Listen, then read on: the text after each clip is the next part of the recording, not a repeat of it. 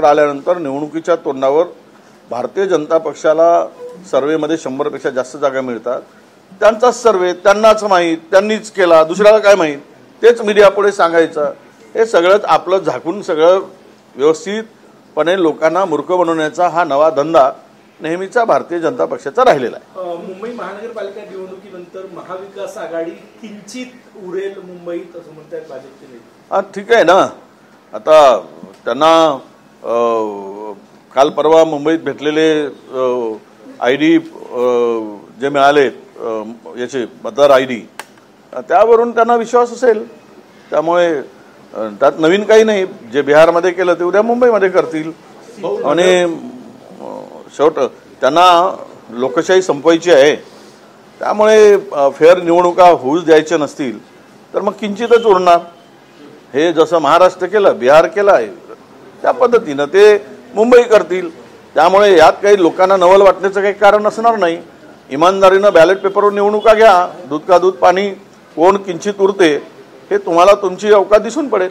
भाऊ, काल अर्ज वापस घेण्याच्या शेवटच्या दिवशी जवळपास 100 नगरसेवक भाजपचे बिनविरोध निवडून आलेले आणि 3 नगराध्यक्ष बिनविरोध निवडून आले। ते सगळंच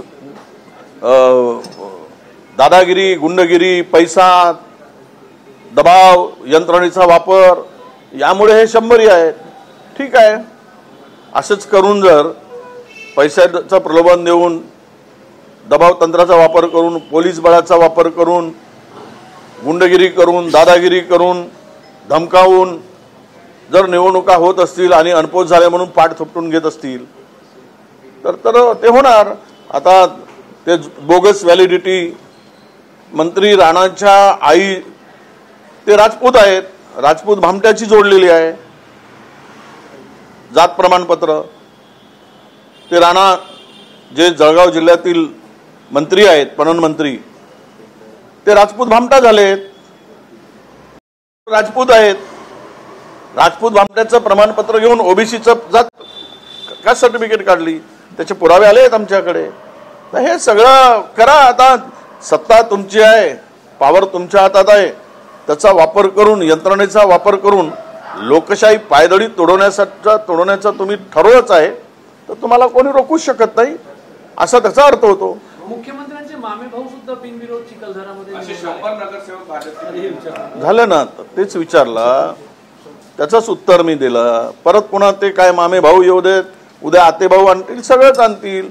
त्याच्या संदर्भातली यशोमती ठाकूर आमच्या मंत्री आहे, माजी मंत्री, त्यांनी त्याचं उत्तर काल दिलेलं आहे। माळेगावच्या प्रचारात अजितदादा काल म्हटले की मत तुमच्या हातात आहे, निधी देणं माझ्या हातात आहे। जर तुम्ही माझ्या मतांमध्ये काट मारली तर मी देखील कामांमध्ये काट मारली। हो, आता ते सगळीकडेच तसं धमकवून आहे ना। आज एक व्हिडिओ व्हायरल होतोय नगरमधला आहे की कुठला तरी, ते आमच्या भारतीय जनता पक्षाच्या महिला नगराध्यक्षाच्या उमेदवार आहेत, ते आपल्या मतदारांना धमकी देत आहेत, तुम्हाला घरकुल आम्ही दिले, 2 हप्ते आम्ही टाकलेत, खबरदार माझ्याशी गाठ आहे, मत नाही दिलं तर बघून घेईल, एकेकाला लोडवीन, असं ते अशा धमक्या चालल्या आहेत। निधी आता त्यांच्या हातात आहे, ते धमकी देतात। मुख्यमंत्री यांच्या भारतीय जनता पक्षाचा आहे म्हणून हे सगळी खालचे लोक सगळे धमक्या देतात, सगळं धमक्या देणंच सुरू आहे। निधी देणार नाही, विकास होणार नाही, पैसे तुम्ही बघून घेऊ, हे या सगळ्यामध्ये फेअर निवडणुका होणार का हा खरा प्रश्न आहे। स्वच्छ पारदर्शी निवडणुका होतील का हा खरा प्रश्न आहे।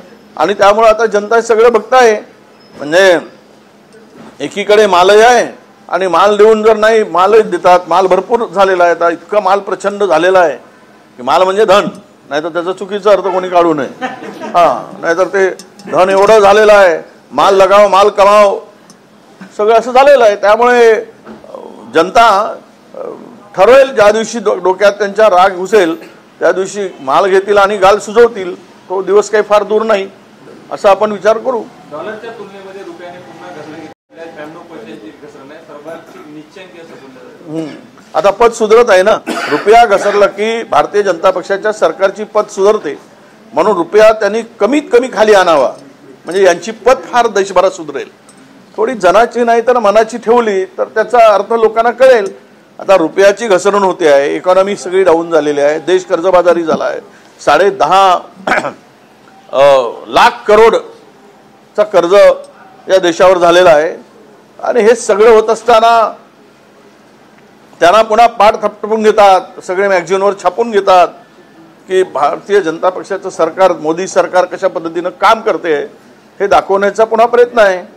मला वाटतं की बांगलादेशापेक्षा, नेपाळपेक्षा, जेवढ्या नेबर कंट्रीज आहेत त्यांच्यापेक्षाही आता रुपयाची स्थिती ही केविलवाणी झाली आहे. भारतातला रुपया रडतोय माझी अशी अवस्था केली म्हणून, आणि हे रडत असताना हे सत्तेमध्ये खुर्ची उभवणारे भारतीय जनता पक्षाचे नेते का रुपया घसरतोय, का रुपयाची किंमत कमी होते आहे, तुमचा इम्पोर्ट एक्सपोर्टवर का परिणाम झाला, तुमचा GDP मॅन्युक्युलेटेड करून काय दाखवत आहे, याचं सगळं आहे. पण आता छापणारे सत्य दाखवणारे नाही, सत्य येणारच नाही.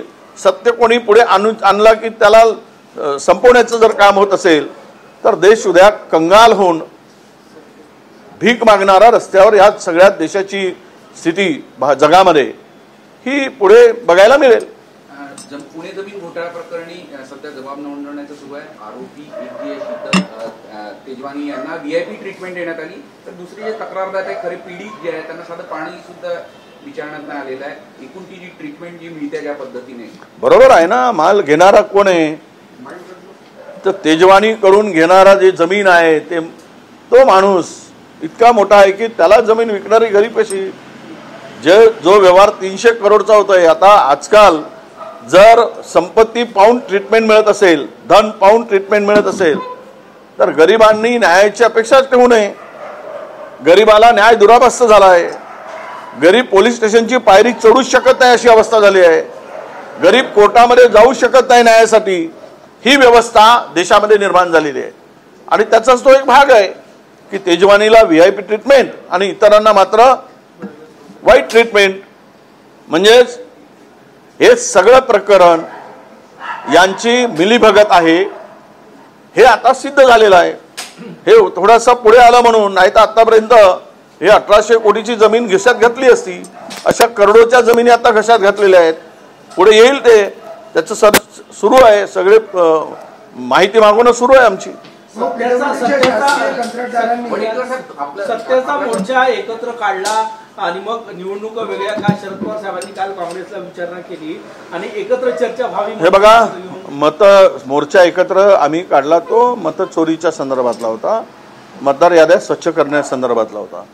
शेवट आयडिओलॉजीचा विषय जो येतो तिथे मनशेशी आमची वैचारिक आयडिओलॉजी किंवा आमच्या विचारधारा त्याच्याशी जुळत नाही, त्यामुळे त्या ठिकाणी तो विषय आलेला असावा. पण पवारसाहेबांनी जे भूमिका घेतली की आपण आघाडीत लढलो पाहिजे, त्या संदर्भात आपण सगळे मिळून भाजपला हरवण्यासाठी, भाजपसारख्या या धर्मांध शक्तीला संपवण्यासाठी एकत्र येण्याची आवश्यकता आहे आणि त्या संदर्भात आम्ही सकारात्मक आहोत असं माझं मत आहे. शासकीय कंत्राटदार जे आहेत त्यांनी परत एकदा काम थांबवलेलं आहे. येत्या हिवाळी अधिवेशनाच्या निमित्तानं जे काम सुरू होतं त्याची डेडलाईन 1 तारखेपर्यंत होती, पण ती आता ती पूर्ण होणार नाही असं दिसतंय. आणि 150 कोटी जे मागच्या वर्षीचे शिल्लक होते फक्त 20 कोटीच रिलीज केले आणि त्यामुळे आता प्रश्नचिन्ह निर्माण झाले. द्यायला पैसे कुठे आहेत? बंगले बनवायला पैसे आहेत, बंगल्यांना 5 स्टार हॉटेलसारखं बनवायला पैसे आहेत, पण कंत्राटदारांना पैसे नाहीत. शेतकऱ्यांच्या कर्जमाफीसाठी पैसे नाहीत. आत्महत्या करतायत कंत्राटदार. आता काम कशाला करतील? थोडे पैसे द्यायचे आणि काम करून घ्यायचं आणि मग त्याला 5%, 2%, 10% असे पैसे देत राहायचे. 5-5, 10-10 वर्ष जर पैसे घेतले, बँकांचं कर्ज काढून कंत्राटदारांनी काम केलं आहे, हात उसने घेऊन केलं आहे, जमीन गहाण ठेवून केलेलं आहे.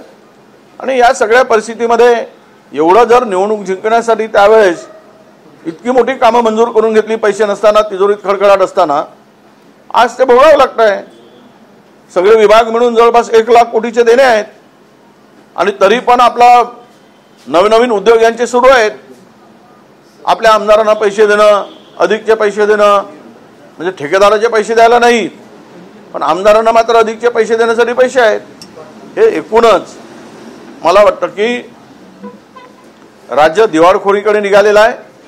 राज्याची दिवाळखोरी तर आहेच, पण त्यापेक्षा या सरकारच्या अकलेची दिवाळखोरी जास्त निघालेली आहे असं एकूण त्याचा अर्थ होतो. सर, भाऊ, तुम्ही मनसे आणि शरद पवार यांच्याबाबत जे बोलले, जर भाजपला हरवायचं आहे तर तुम्ही मनसेसोबतही निवडणूक लढवायला तयार आहे असं त्याचा अर्थ काढायचा का? ना असं आहे की काही ठिकाणी मनसे बरोबर आमच्या महाराष्ट्रातील काही भागामध्ये आघाड्या बनवून ते पुढे गेलेले आहेत. त्यांना वाटतं की ते भाजपला हरवायचं आहे तर आपण पुढे जाऊ. काही ठिकाणी लोकांनी ठरवलंय की नाही जायचं. आम्ही स्थानिक पातळीवर सोडला आहे, पण पवार साहेबांची भूमिका नक्कीच सकारात्मक आहे. त्या संदर्भात थोडासा विचार झाला पाहिजे अशी आमच्या लोकांची भूमिका आहे. या संदर्भात चर्चा सुरू आहे. भाऊ, सावरकर बदनामी प्रकरणात नाशिक येथे सुरू असलेला खटला न्यायालयाने रद्द केलेला आहे. योग्य कायदेशीर प्रक्रियेचं पालन न केल्यामुळे हा खटला रद्द करण्यात आला. राहुल गांधींना बघा दिलासा आहे. राहू देत तर किती ठिकाणी खटले टाकले. जगामध्ये कोण आहे, कोणाचं नाव आहे? गांधींचंच नाव आहे ना. जगामध्ये बाबासाहेबांचं नाव आहे, नेहरूंचं नाव आहे. अभ्यास यांच्यावर केला जातो, कुणावर अभ्यास केला जातो.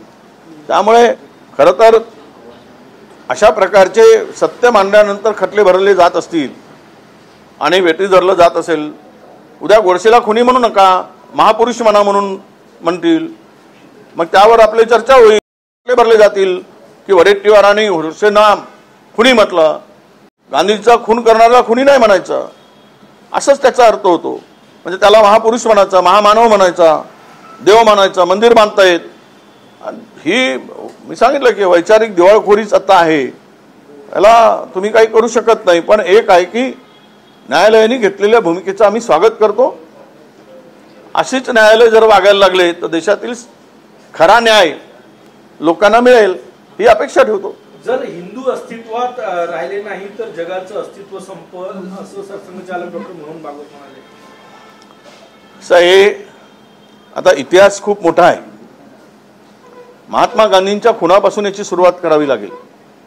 जर वागायचं झालं तर तुमच्या चॅनलकडे तेवढा वेळ माझं वक्तव्य दाखवायला आहे की नाही मला जरा शंका आहे. म्हणजे टिळकांना बघा, महात्मा ज्योतिबा फुल्यांनी छत्रपती शिवरायांची समाधी शोधली, शिवजयंतीचा कार्यक्रम महाराजांचा सुरू केला. त्यानंतर आमच्याच याच्यात टिळकांना वाटलं की आपण गणपती उत्सव सुरू करावा आणि त्यांनी गणपती उत्सव सुरू केला. यामध्ये धार्मिक कुठे आलाय? शिवाजी महाराजांच्या जयंतीमध्ये धार्मिकता आली की गणपती उत्सवामध्ये आली? ठीक आहे, धार्मिक म्हणून आपण धर्म म्हणून स्वीकारलंय त्याला. पण मूळ ज्या वेळेस गांधीजींनी काँग्रेस सामान्य माणसापर्यंत पोहोचवली त्यावेळेस मात्र थोडासा मनोवादी विचार असलेल्यांच्या डोक्यामध्ये गांधीच्या संदर्भातला राग निर्माण झाला. गांधींचा खून काही केवळ एका 55,00,000 कोटी रुपये दिले म्हणून होता. गांधींच्या खुनाचा प्रयत्न 4 वेळा झाला आणि शेवट संपवलं. स्वातंत्र्याच्या पूर्वी झाला. खरं तर याचा इतिहास खूप मोठा आहे. ज्यावेळेस आपण गांधींच्या खुनापासून विचार करतो आणि पुढे जातो तर इथे गांधीजींचे विचार सर्वांना घेऊन चालणारे होते. त्याच वेळेस जी मंडळी काँग्रेसच्या मंत्रिमंडळात होती त्यांचे विचार वेगळे होते. त्यांनी त्यापासून परावृत्त होऊन आपले वेगळे विचार मांडले. जगाचा विचार केला. हा हिंदू शब्द जो उठून आला, पूर्ण पहिले ब्राह्मण संस्कृती होती, मग त्याला 2% लोकांनी काही संपूर्ण देश आपण ताब्यात घेऊ शकत नाही म्हणून हिंदू शब्द आला आणि हिंदू संस्कृती सुरू झाली. हे इतिहास आहे, लपून काही राहिला नाही. ठीक आहे, आता हिंदू म्हणण्यापेक्षा संतांनी जे विचार पेरलेत या देशामध्ये, संत महात्म्यांनी, की हा देश इंग्रजांनी जे काही दरी निर्माण केली हिंदू मुस्लिमांची, त्याच्या पलीकडे देश न्यायचा असेल तर मानवता दृष्टिकोन ठेवून देशाला पुढे नेलं पाहिजेत, माणुसकीच्या दृष्टीने पुढे नेलं पाहिजेत, हे विचार होते, हे भूमिका होती. पण अलीकडे हिंदू म्हणून आपले धर्मान हिंदू म्हणून मुस्लिम म्हणून जर धार्मिकते निर्माण करून मताची बिदागी मिळवून सत्तेची खुर्ची मिळवता येत असेल तर मोहन भागवतांचं म्हणणं खरं आहे. चल.